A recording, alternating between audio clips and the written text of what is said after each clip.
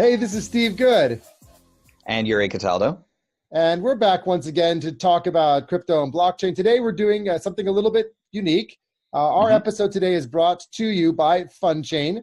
And we're going to do a little explainer about what their project is doing. It's a money circle project. So for those of you who don't know what a money circle is, this is pretty neat. So Yuri, you jump in, and then I'm going to jump in, and we're going to just talk about what they're doing. This is pretty cool. Sure. So I'm a big fan of money circles. They're also called giving circles in the nonprofit space. And what it comes down to is, so it's like, Steve, if you and I and our third friend, John, we're interested in finding a non-traditional way to finance a project. We decide between the three of us how much money we're going to put in, let's say $10 a month.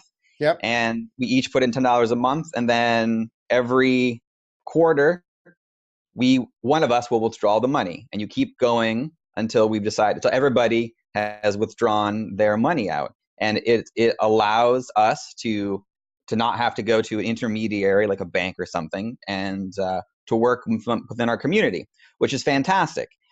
There's a couple of problems though. One is so between you and I and John, let's say John decides he doesn't want to play ball anymore and just walks away. Yep. Throws everything off. Like, he could take the money and walk away because we're trusting each other in this smaller context. So he could walk away. He could decide, I don't want to put my $10 in anymore. Throws it all off. Yeah. So while it's fantastic, there are a couple, you have to really trust the people who are part of this. Yeah. So that's why I love this project, and in doing more research on it, they're solving one of those issues in that people will be verified. People will be able to show trust, and because it's on a blockchain, the blockchain itself and their system will control the funds and make sure everybody is playing according to the rules. Right. That's cool. Yeah. So this is also sometimes referred to as people call it a ROSCA, which is a rotating savings and credit association. Now, here's something really interesting. So these guys are predominantly focused on the Middle East region. And I started to research a little bit about this, and I thought, now why focus on that particular reason? And here's something really interesting. Why would a money circle or a ROSCA be so powerful in the Middle East in particular? I'm not sure. Why? Because in Sharia law, you don't have interest. It's against the Sharia law to have interest when you do banking. So that poses kind of a problem, because you get into the whole, how do I get a loan? And if I don't get loans and get interest on the loans, then the banks don't do the loan. It's a whole different messy problem. So this actually, for me, is really interesting, because what FundChain is doing is they're saying, hey, you know what? We know the target market we're targeting, and we're going to make it so that more people because lots of people do this in that region already, these trust circles or these money circles. So we're going to widen this out as well to a community that we know desperately needs this, so they can get access to larger amounts of funds. And as you pointed out, in a trusted environment where you have a blockchain and it's immutable and you have smart contracts that govern the process. And I think that is really, really different. And we've seen a lot of ICOs come and go, and a lot of projects come and go. And every so often you come across something in you, yes, while it's sponsored or it's brought to us by them on one hand. The other hand, it's got some really cool features that we don't really see very often that I have to say are really cool. Right.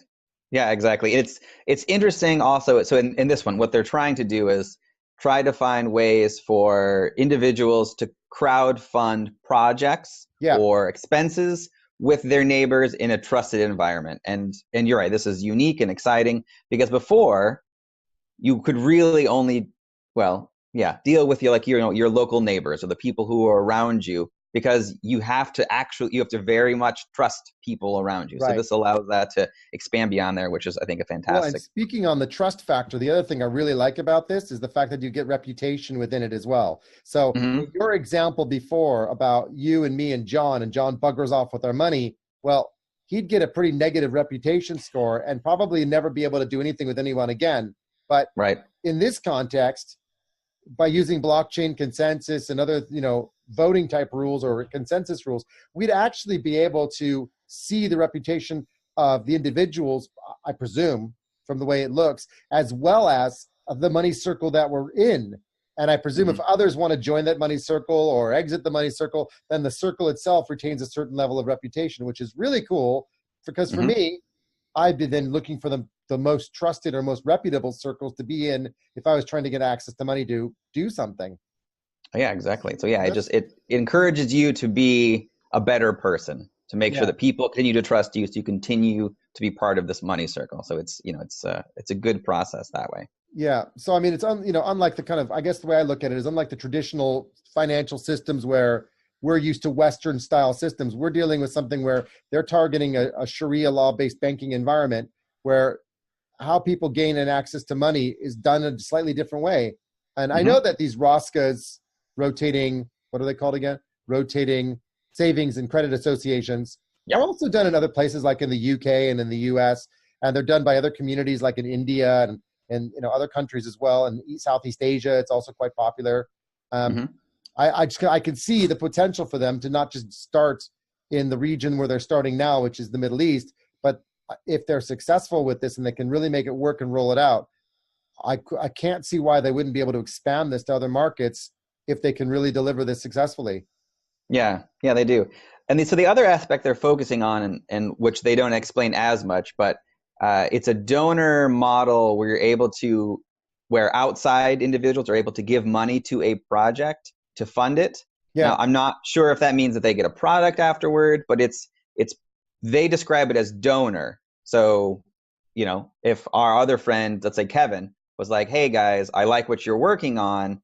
Let me just donate some money to the money circle to help you do what you need to do. I think that's what they're going for. So if you had a group of people trying to raise money that were trying to fund something as a group and they were taking turns helping each other within a certain context, you could get donors into the circle as well then? Yes, that's based off of my reading of their white paper and their website. I didn't spot that, so that's pretty neat. Yeah. Yes. Yeah. So I guess my takeaway is, they're attacking certain elements of a traditional payment system in such a way that they enable more people to have access to funds. They're providing the social badges and the reputation to make circles trustworthy, whilst operating with smart contracts to make it like a trustless environment. So you don't have to trust people because the system does the trust for you, which is pretty unique. Of course, it's immutable. It's on the blockchain. So it's locked in. It's written down. We know what happened. It means, what happened actually happened, and we can't take it away and pretend it didn't. So I like that because it just shows the transaction record history.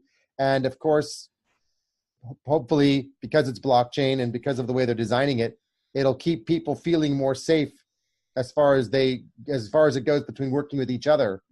Because as you were talking about the whole idea of a safe environment, right? Oh yeah. That's like trust is the main reason to do all of this, and so it does a great job of helping alleviate at least that part of it. So could you imagine this being like people from different countries would also use one together where they might join a certain circle because they don't need to know each other in this context to work together. Whereas in normal ROSCAs or money circles, usually the people are like communities, right? And they're all helping each other out locally. And in this context, they wouldn't need to. This really takes blockchain to the global level and ROSCAs or money circles to the global level the same way, wouldn't it? Yes, yeah, exactly. So it takes away borders in that sense, where you just go off of people's social reputations and knowing that they're trustworthy, that they should be able to join your money circle in some kind of way. So the other thing, of course, is people are probably wondering, how do these guys make money?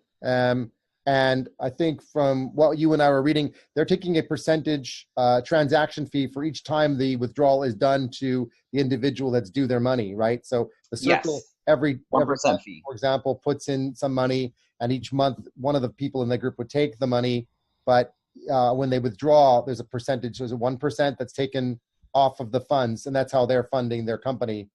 Yes. And the reason they're doing the ICO, of course, is because they're in the process of just raising money to get the platform out, get it rolled out, get all the functions and features in to make it safe and secure.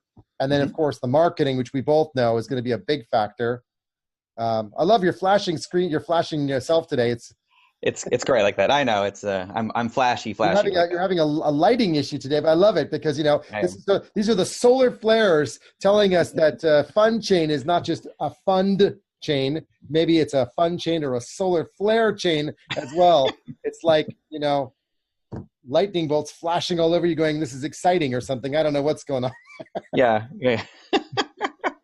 But yeah, so here's the other exciting part about this is, sure. So while it is a blockchain project and they do have their own tokens, which are called AZ tokens, the money circles could be either in Ether or they could also be in USDC. So it depends on it depends on kind of what you want at that time. The circle dollars, the ones that were issued by the group behind with so one of the other is it Goldman Sachs, right? That has the USD Circle coin. I think so. Right. I think so. Yeah. Or part of one of their subsidiaries, whatever. Okay, so it's USD Circle, which is basically a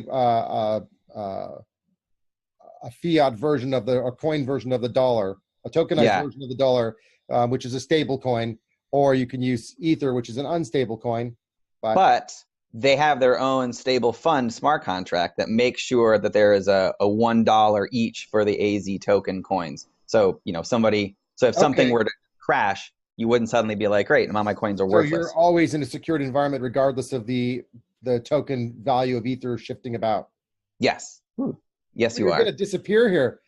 I am. Watch as Yuri disappears and vanishes while we talk about money. Floating head, exactly. See what happens? Talk about money and my body disappears. This was great, Yuri. I mean, thank you for doing your research on this, and of course I'm happy to do mine. I think that this is an interesting project. People should have a look at it. Of course, we don't recommend the projects. This was just brought to you, everybody, by FunChain. I think it's worth taking a look at it. A lot of interesting features here. It's AZFundChain.io. So go and have a look at it, check it out, and do your own homework and your own research and decide what you guys want to do. But Yuri and I think it's an interesting project because of the problems it solves. And hopefully that gave everybody a pretty good idea of what's happening with the AZFundChain. And we wish them all the success. And thanks everybody for listening in, subscribing, and checking us out here on the Coin Chat. To the moon. Until next time.